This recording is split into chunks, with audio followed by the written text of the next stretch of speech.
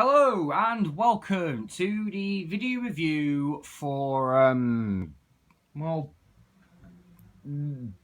for no, not a shoe, for the pendant.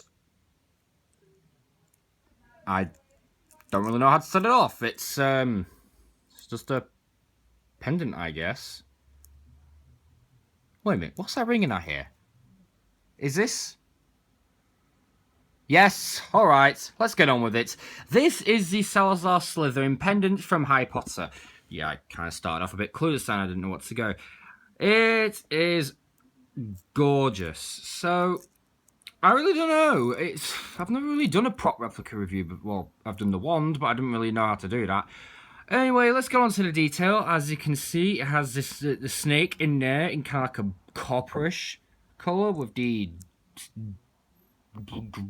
green gems going down it, and it has this rusty gold look behind it, which sets it off very nicely, along with this dish piece you can probably see there. Around the dish there is some strange incantation lettering, and there is overall a glass emerald shaped thing at the top, giving it this very symmetrical look. There's a hinge down here in the middle, but we'll get onto that later. Around the sides and the top, you get this zippy-like pattern, and the top has this loop, which is obviously connected to the chain, which is a resin plastic. The overall body frame is metal, I believe, with glass here. I'm not too sure. I don't know. On the other side, you get lots of incantation along with the jewel in the middle, and you can see my iPhone there. See me recording off of it. Hello. Yes, you can actually see me in the pendant. It's like this thing's trying to tell me I'm in the future or something. Or I'll do some weird spell. Turning to features, it does have one. You can put photos in it. Am I ever going to do this? Not really. I don't really feel the need for this. Again, no, if you do want to, if you just want to have a close look at the inside, it does have some serial number there, WBE-S08, just like the one did. As you can see, it's just a very simple clip and hinge mechanism. But here you get to take a look at both the sides of the pendant together without having to flip it over constantly. This is a pretty cool thing, because you can compare them both together. And it looks really cool. Put them both together. This thing can be worn, as it does have a metal end here, which is incredibly tiny. You simply lift this switch back, which is easier said than done, and let me tell you, it is a lot easier said than done. And then you can detach it and put it around your neck. Am I going to do this? No. There's only one problem with this, however. Getting it back in is the biggest pain in the arse, like, ever. It is a royal pain in the ass.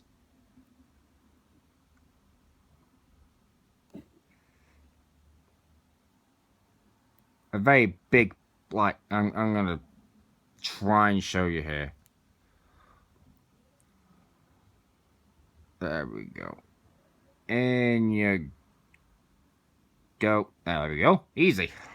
Well, no, it's not easy, okay. It does come with one more thing. A very, very nice box. And you can literally see me right there, right? Recording this. And as you can probably notice, it says Harry Potter. It's like a box, I think. I do have a few gripes with this, and I'll get on to them in a minute. You probably noticed one of them already. Turning to the side, it says Harry Potter. It says TM Warner Brothers Entertainment, the legal crap, and has some nice velvet little bits here so that, you know, it doesn't rub around or slide or scratch the surfaces wherever it's on. There's a piece of glass here, or plastic, I'm not too sure. I think that may be plastic. And the lid is removable and contains these two hooks, along with the mirror itself, and a gap down there for the chain. Now, let's talk about the problem with this. The lid just falls off too easily. This isn't good, and I would have expected this thing to be made out of some kind of wood, as it's just plastic. And considering this whole set is nearly £40, that is ridiculous. For most of it being plastic, I kind of expected a bit better. I mean, in all fairness to Snow, it is very nice looking and is a direct copy of the screen used prop, so I can't complain.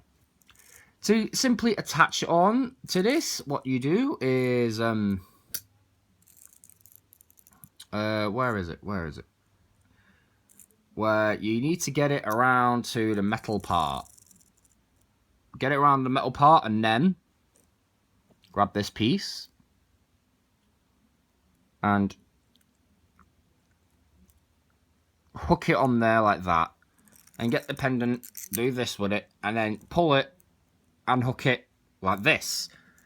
Then you take your chain and you put it into that little gap right at the back. Feed it down, just keep feeding it down. Oh, I have made a slight mistake, it's not centered and I want it to be centered.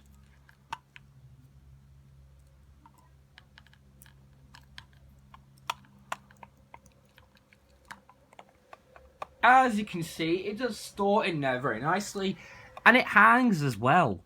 It has this loop at the top, which doesn't make much sense to me. And the fact that there's a giant screw hole there just, really ruins this thing's appearance. And the fact that it rattles around can't be prevented. But in all fairness, no, it is very nice. And it is, in a way, one of the first few replicas I have. It's probably the most expensive replica I paid for. And honestly, I think it's worth it.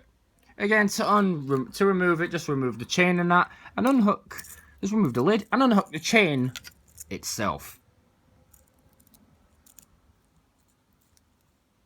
You can wrap it around your fingers and have it like this.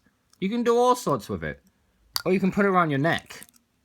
Not that I'm really going to do that, because I've been advised if I do that people just take the piss out of me. Maybe at Comic-Con conventions, if I ever go to one, I'll wear it. Again, opens up. The only gripe I have with this is sometimes these little hinge bits, they're very crude, they stick out, and if you're holding it like this, they can dig into your hand. And leave horrible marks, you can see right there. That's not really something you want in a prop replica, especially something you want to handle a lot. I mean, not this is really meant for handling, mind you, but I like to handle my stuff because I'm a very hands-on collector, and I don't like that it chips. And the lid is not the most secure, it's not even a secure fit. I mean, see, a magnetic seal, because you got plenty of space here to put a magnetic strip, then a magnetic strip here, and then plop. Or heck, even a hinge. Or hinge. A hinge, probably. Maybe a magnetic seal would benefit this so much. And if this was made out of wood, it would feel more premium. But it's plastic. Or resin. It just said that the chain was made from resin plastic. It didn't say anything else about the materials. So I've pretty much had to figure it out myself. And I know this is metal because it's very hard, and it doesn't like warp or get mold as easily. It scratches a little bit, and if I was to try and bend this with my pliers, it wouldn't just snap off like plastic. But to be honest, I'm not really going to attempt that with this thing. The only another gripe I have is that this can sometimes be very hard to open. Simply open it, grab it here, grab your thumb here, and flip it open. That's the easiest way. It does have this nice green velvet in it though, which is good, I suppose. But overall, for this set, I mean, despite the flaws I have with it, this is definitely worth it. So overall, what do I give this replica? I'm going to give it an 8 out of 10, which is a high recommend. Because if you're a fan of Harry Potter, like myself, there's no doubt you're going to know what this is, and you're going to there's no doubt you'll instantly recognize it, being it's a Horcrux. And it's not only was it worn by Dolores Umbridge, or as I call her, Dolores Bitch. And the fact that it's a Salazar Slytherin thing, if you're a Slytherin fan, you're going to get a kick out of this. So that's why I'm recommending it, because it's just iconic. It feels good to hold, it's a nice size, it's weighty. Despite the problems I have with it, it's mainly the lid and the chain being made out of plastic, but it has to be, so if someone's to grab it, it'll just pull like that, and I think I've just busted my chain. I can probably attach it on, but still, it is a very nice prop replica to add to anybody's collection. And that does it for the end of this video. I hope you enjoyed. If you're new to my channel, please subscribe for more videos. And post a comment and like. And I'll see you guys in the next video. Goodbye. Quick final note. Using some pliers, managed to reattach the chain so it's all one piece. Also, if I sounded a bit like voice Saxon, I do apologise. I just wanted to watch more of his videos, and sometimes I pick up on the accent. I'll see you guys in the next video.